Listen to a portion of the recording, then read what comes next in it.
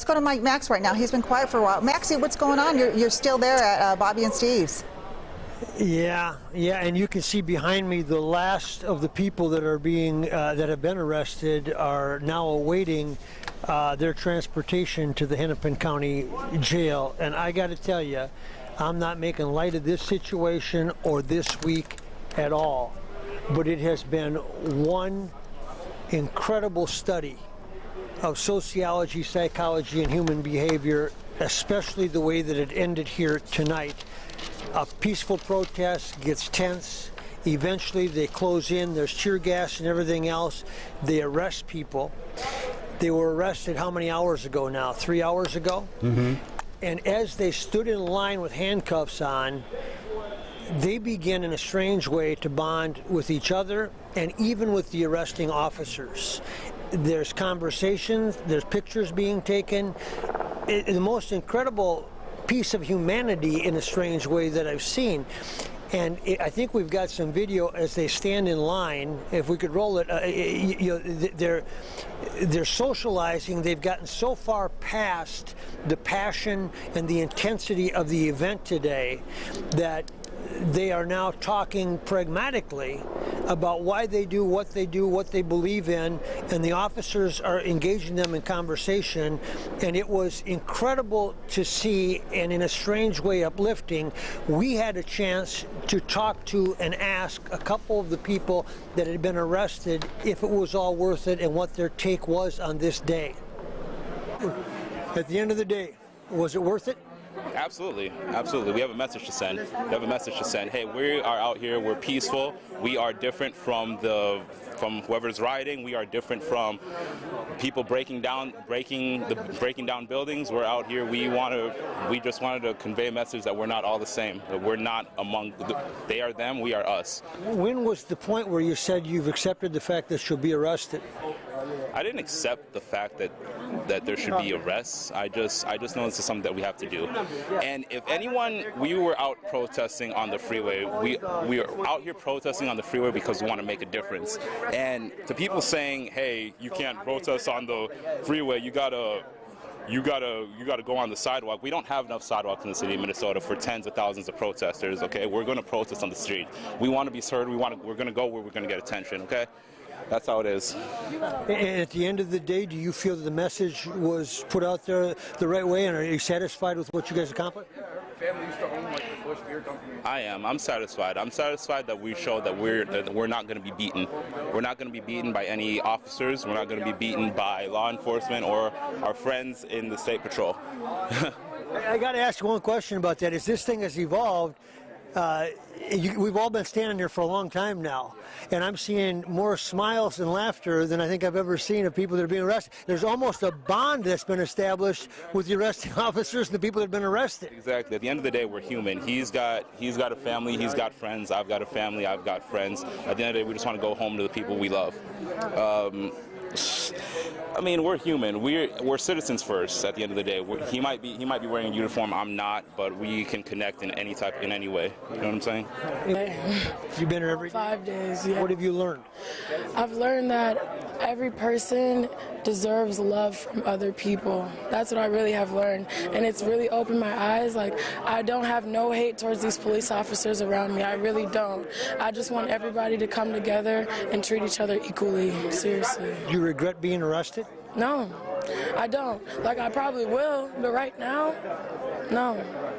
And do you feel like you guys sent a message loud and clear? Were you effective in it or not?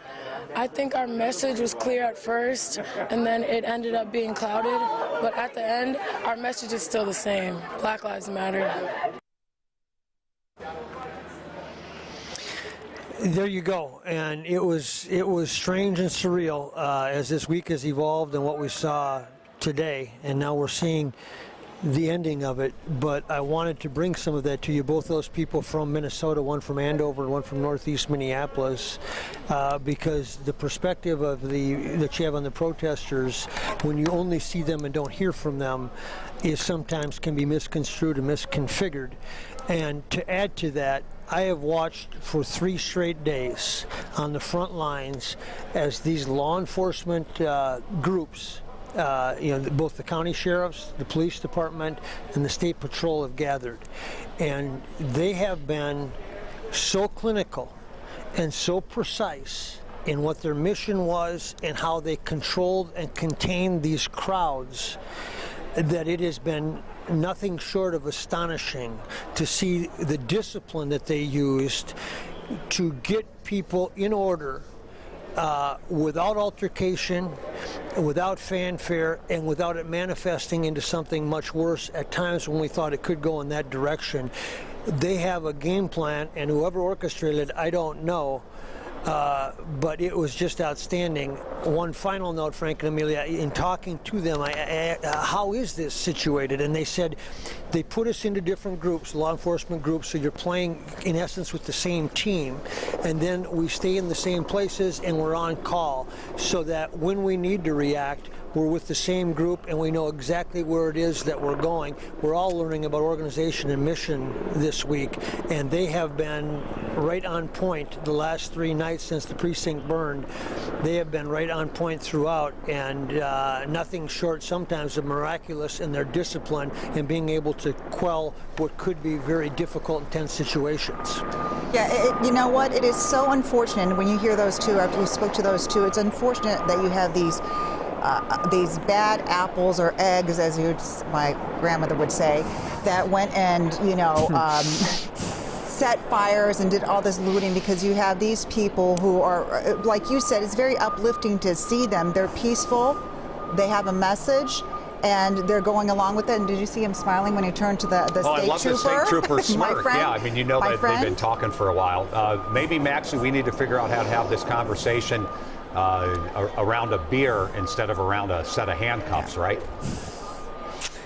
Yeah, I mean, it is so human, and it is so, as they stood together, law enforcement officials, and you can see over here, everybody's had a long day, and this is the way it feels at the end of the long day as the state patrol here at Bobby and Steve's sits down and has a bottle of water, and as soon as I'm sure the vans are full, they'll return to their quarters, and they're still on high alert throughout. But as I observed, again, the arresting officers and the people that they had arrested visiting, having articulate, thoughtful conversations, the law enforcement officials recognizing that their perspective and their points, listening to it, it was a back and forth. You thought, there's something here. We might be a long way from there and whatever it is that we want to accomplish, but we're certainly not that much different when the people in the uniforms and the people in the handcuffs can smile at each other and embrace in meaningful conversation. Well, thank you for bringing that to us, because Maxie, I think we all needed to see that. Yeah. Any sign of hope after 6 long days is great. So, and we love their conviction too. Yeah. All right. Thank you, Maxie.